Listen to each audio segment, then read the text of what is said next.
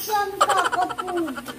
Hi mga moms, good day. It's me again, Mom Share with my little kiddo. Gusto ko lang sa inyong ipakita sa inyo yung in-order ko from Coco Food. Sa mga reviews niya kasi, magaganda yung reviews niya. Balita ko maraming mag-free si Coco Food. Tsaka, nakatikim kasi one time yung Junakis ko ng candy from Coco Food and nagustuhan niya naman. Tapos nakakatuwa din, appealing din yung itsura niyan sa mga kids and bala kong ilagay siya sa tindahan ko. Medyo mahal din ang shipping. Inano ko na lang din na kahit paano may tutubuin pa din naman ako. Ayan. Sa anak ko talaga dapat to. Eh, hindi naman niya kayang ubusin lahat to. Lahat-lahat to is 630 pesos. Ilalagay ko na lang mamaya sa link sa description box yung ano ng Coco Food. In-order ko to sa Shopee. Meron din sa Lazada. Sa Lazada kasi ang mahal ng shipping fee. Ewan ko bakit gano'n. Isang store naman siya pero bawat item may bukod-bukod na shipping. Kaya siya nagmamahal. Sa Shopee naman, isang store siya. Ang problema niya lang is yung malalaking item. Ang mahal din ang nagiging dagdag na shipping. Kaya ayun. Ayan. Let's open this one. Pinag-face mask ko si Miggy kasi na-sprayhan ko lang to slight ng alcohol and wait lang baby. Na-sprayhan ko lang siya slight ng alcohol, di siya totally sanitized and ayan para safe na din sa kanya. Ito na mga moms. Ito yung laman. Ito yung mga laman niya. Ito yung ice cream candy. And this is another one. Ayan. Pwede mo siyang ibenta 5 pesos each. And just open it. Ang konti ng free niya ngayon sa Shopee. Noong nakaraan ang dami kong free na naman siya. Look. Nakunti pa rin. Ayan, 5 pesos item na kayo. Wait. Ouch! Ito, mga moms. Ito yung mga free niya. Parang mga pudding candy to. Which is product din nila. Ayan. Bali 5 pieces na candy siya. Ito, yung lollipop to. Ito mga moms, yung naka-jar. Ang cute-cute ng jar niya. Grabe, in fairness. Pwede siyang pang-gift. Ngayong Christmas season. Look, may pa-ribbon style pa. And then, tama yung jar niya. Hindi siya yung mukhang basta-bastang jar. Mukhang syala-syalang jar. Basta-basta lang siya na jar. At hindi sa jar. At hindi sa basta-basta. Nakasil siya mga moms. Kaya lang siya. Sigurado, madami lang siyang lollipop candy. Sigurado tayo na hindi siya nagalaw ng mga kung sino man. Sigurado tayo kompleto kasi nakasil. Okay, ito po yung una natin. Rainbow shaped lollipop. Yan. Pwede siyang pang-gift or pang-pamigay sa mga kids. Pang-gift lang kasi ito, ha? Tapos ito, happy candy. Tada! Anong cute-cute niya? Parang tablet yung laman niya. Tapos nakalagay dito, mint and lemon flavor. Ang laman niya ganito. Mukha siya yung kung familiar kayo sa candy na Fox, yung parang clear ang itsura. Ganon daw laman nito. Base na din sa review. Ayan ang cute niya mga moms. Para siyang sabon. Ang cute ng kulay niya. Cute din siya mga panglagay sa mga loot bags kapag may mga birthday party. And ayan, sobrang appealing din ang kulay niya. Matte colors. And then, ito, lipstick. Lipstick nakalagay dito. Crazy lipstick. Ang flavor niya is Sprite. May nakalagay talagang Sprite. Puti hindi sila na ng Sprite ng Coca-Cola. Ayan, ito. Pero parang 105 pesos to. Tapos 30 pieces ang laman. Kung sa tindahan, pwede mo siyang ibenta ng 5 pesos. Tutubo ka ng 45 pesos. Bali nakasale lang siya. Ang tunay niyang presyo is 150. Tapos nabili ko siya sa sale na price ng 105 na. Ayan, ang sakit. Same with this candy lipstick mga moms. Ito naman ay imbis na siya, something soda-like taste. Ito ay fruity taste. Magic lipstick din siya. And ito, mabenta to sa mga bata sa tindahan ko. Nakabili na ako sa one time nito. So, parang tablet style ang naman niya. Rainbow ba to? And check out this rainbow lollipop, my friends. Taste this. Ginaganda wala siya mga mom. pinipilit kong palabasin. Di ba nakaganyan siya, nakasara. Alam mo kasi? Ibubuka mo siya. Taran! And then, ito yung laman niya. Parang mothballs. Mothballs? They're not actually mothballs. Hindi pala siya mukhang fox na candy. Minty siya, minty. Okay na din. I thought they're tasty. Ito mga moms, ipatry din natin ito. Tingnan natin yung laman nito. Bali sa isang balot, 10 ang laman niya. 10 pieces. Tapos kada ano nang ganito siya, oh. Mukha nga naman siyang ice cream stick. So, titingnan natin kung pasa. Ayan ang itsura niya. Sabi dito ay fluorescent lollipop. Ang galing niya mga moms, hindi lang siya candy, toy din siya. Nailaw daw.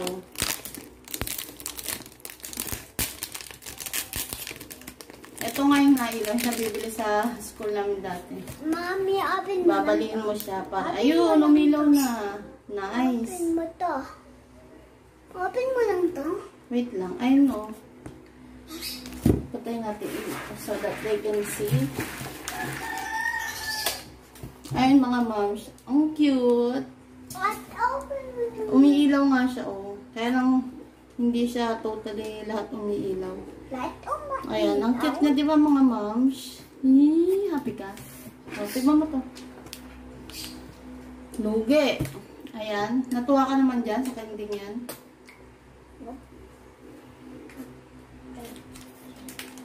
Anong lasa, Miggy? Anong lasa ng mga candy? Yummy. Ba't parang napipilitan ka? Ayoko yan. Ayoko na. Hi guys! Welcome back to our YouTube channel. It's me and my little kiddo again. May bagong dating kaming parcel from Lazada. Kung kahapon yung order namin is from Shopee, from Coco Food, ito is from Lazada naman. And yung ito, nakakatuwa siya mga moms. At madami siyang candy. Ang dami niya. Ito, ganito kalaki yung parcel na. Ang laki niya. Ang lagi parsa. Ito, meron din ako nitong order kahapon. Ito, umorder din ako sa... Ito yung umiilaw yung kahapon. Ipapakita ko na lang sa inyo. Tapos, ito yung... hindi ko tanda yung price. Ang ganda niya mga moms. Oh, look. Ang ganda-ganda niya pang ano. Hindi ko tanda yung presyo niya. Pero yan, 200 pesos siya mga moms. Ang cute-cute niya. Tapos ito po mga moms. Oh, ito yung Mushroom Mountain. Parang, ibubuksan nga natin. Wait lang. Ay, pakita ko pala muna sa inyo lahat ng pinamili namin. Bali, worth 666 pesos siya lahat. Pero ang siningil sa akin ng nag-deliver is 676. Nagtaka ko bakit 607. Matik sinasama nila sa total amount yung gate pass. May gate pass kasi dito sa amin. Ano niya na yun. Bali, ang lahat ng to ay total of 666 pesos. Ayan. Ito isa to. Mag-ano lang tayo ng another vlog kung paano to anuhin. Mushroom Mountain. Tapos ito, same with mushroom candy. Ito naman ay parang animals. Ayan, mga moms. Gusto ko na din. Oh, egg surprise siya, mga moms. Mukha siyang cute. May pambabae, may panlalaki. And mukhang unicorn ang laman niya, mga moms. Mukhang mabenta to sa mga kids. 105 pesos. Tapos ito yung isa. Ano din to? Na chocolate jar? Really? Case. As hindi ko alam ilang nakalagay, ilang pieces. Parang 100 pieces lang siya. Ayan, cute siya. Iba't ibang kulay, pero money coin din siya. Coco Food. Ang cute niya, oh. Di ba ang cute ng mga lagay niya? Same lang din siya na ito. Magsilaki lang din. Ang pinagkaiba niya is yung color. Ito ay assorted colors, while the other is puro gold lang. Kaya ko i-alcohol lang. Tapos ito, ang pinaka-cute. Ang cute-cute nito. Ano siya? Lollipop din, and meron siya parang EDC, and ito ang laman niya. Diba? Ang cute-cute. Ito yung candy. Bali sa isang lollipop, may 5 candy. Ayan, ang cute niya. Ayan. Hindi mo ba alam kung nasaan yung ibang candy? Tapos eto, another, naka-bubble wrap na naman siya. Actually, mga ma'am, super safe ng packaging niya. Kasi bukod sa box na malaki at makapal, hindi siya basta-basta nasisira. Sanitize. Hindi siya basta-basta nasisira. Naka-bubble wrap pa yung bawat item. Benta to, mga ma'ams. Pambenta siya, 5 piso ang isa. Tapos, same with the other.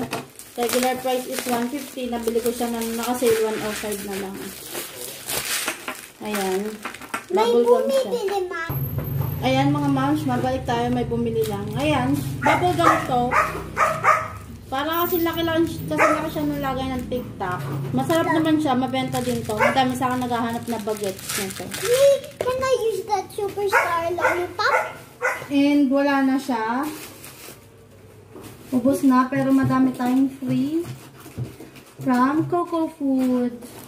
From Coco Food? Ito yung free dito ng Coco Food na in-order ko sa Lazada. Mas madami siyang free kumpara sa in-order ko sa Shopee. And mukhang mas masasarap to kumpara dun sa ano. Pinamigay lang kasing free dun from Shopee para mga ano siya.